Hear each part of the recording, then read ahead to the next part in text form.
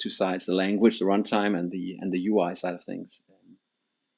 I think it's kind of interesting that both actually Flutter basically came from Chrome, right? You guys kind of were brought in for this, and Dart came out of it, and then you know the Sky team kind of came out with this.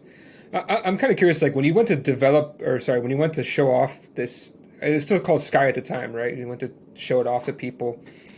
Was it still web focused? Like kind of like what was the changing time where you guys were like, wait a minute, let's try and let's kind of park web and let's go back to or let's try mobile, right? Like what happened over here?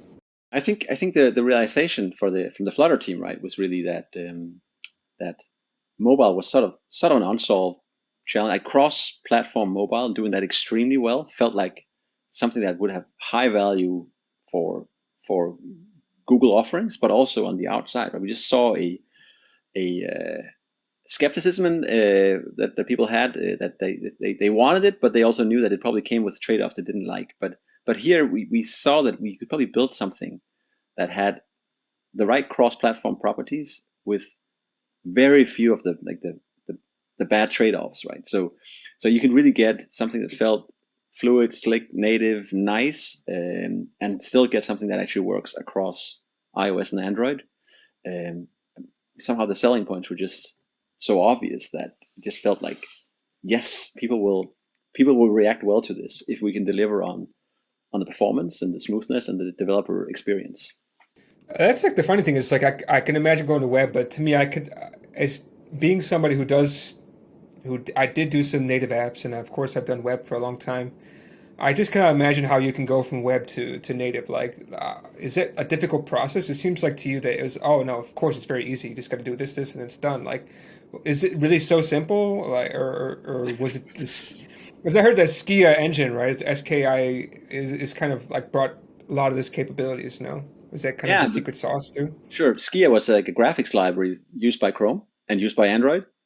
So like a hardware accelerated graphics library. And I think so if you wanted to do something like a boiled down browsery kind of thing that you could tweak into the greatest mobile toolkit, you had to bring hardware accelerated graphics with you, and we just had a great library for that, Skia. So again, like the the Flutter team there, I think they found, I think Eric would probably refer to them like nuggets of gold, like hidden in this big thing, and just drag them out, like Skia, Dart, some of the layout systems in the browser, and then brought them together and got rid of everything else, right, and then built around that instead. So yeah, definitely there were technology achievements that they could build on top of that weren't there like 10 years earlier.